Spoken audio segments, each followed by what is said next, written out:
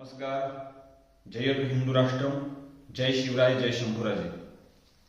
आज दिनांक 14 ऑक्टोबर 2025 रोजी या सांगली जिल्ह्याचे आदरणीय माजी खासदार संजय काका पाटील यांनी कवठेमंकाळ या ठिकाणी आज शेतकऱ्यांच्या प्रश्नाच्या निमित्ताने जे काही निसर्गामध्ये झालेली अतिवृष्टी आहे, जो काही पडलेला अवकाळी पाऊस, त्या निमित्ताने शेतकऱ्यांना त्वरित मदत मिळावी यासह इतर प्रश्नांसाठी या ठिकाणी चक्काजाम आंदोलन या ठिकाणी आयोजन केलं होतं. त्या आंदोलनाच्या निमित्ताने जतचा एक मातीफिरू माजी आमदार विलास जगताप नावाचा,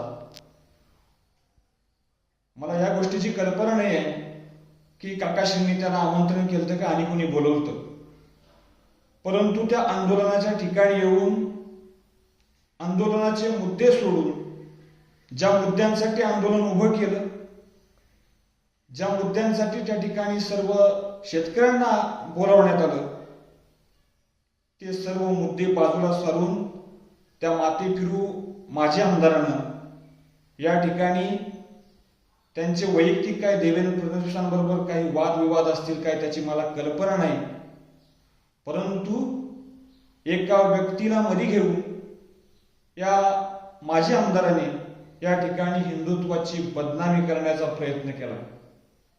त्याने बदनामी अशा प्रकारची केली आहे, तीर्थांची निंदा त्याने आज या ठिकाणी केलेली आहे. त्याचबरोबर पवित्र अशा असणाऱ्या कुंभमेळ्याचा अपमान त्याने या निमित्ताने केलेला आहे.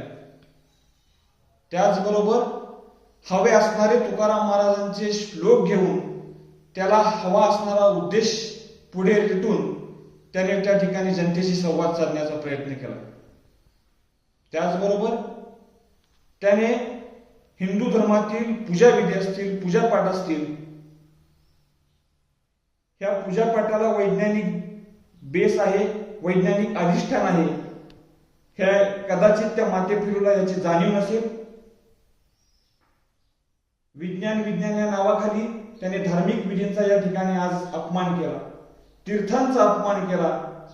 त्याचबरोबर राष्ट्रसंत असणाऱ्या व्यक्तिमत्वांचा देखील त्याने या ठिकाणी अपमान केला.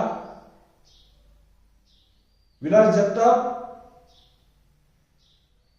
एकट्या देवेंद्र फडणवीसांना मध्ये घेऊन, त्या देवेंद्र फडणवीसांसोबत आमचं काही देणं घेणं नाही, आमचा संबंध हा हिंदुत्वाशी आहे, हिंदू सूर्याशी आहे, शिवसूर्याशी आहे, परंतु तुमचं राजकीय करिअर उद्ध्वस्त होतोय म्हणून तुम्ही एखाद्या व्यक्तिमत्वाला मध्ये घेऊन हिंदुत्वाची बदनामी करणार असाल. आज मी या चित्रफितच्या व्हिडिओच्या माध्यमातून एक इशारा तुमच्या सहित या महाराष्ट्रातील तथाकथित पुरोगाम्यांना देतोय. विलास जगताप, तुम्ही जर इथून पुढे तुमच्या राजकीय पोळ्या भाजण्यासाठी हिंदुत्वाचा अपमान जर करत राहाल तर आज मी फक्त सांगतोय, इथून पुढे ही गोष्ट खपवून घेतली जाणार नाही. तुम्हाला जर काही धार्मिक पुरावे हवे असतील, काही वैज्ञानिक सिद्धांत हवे असतील, ते तुम्हाला जर अभ्यास करायचा असेल तर माझ्यासमोर चर्चेला या, ते देखील तुम्हाला देण्याचा प्रयत्न करू. एखाद्या गोष्टीची जर माहीत नसेल, कल्पना नसेल, अभ्यास नसेल, अधिष्ठान नसेल तर त्या गोष्टीसोबत बोलू नये.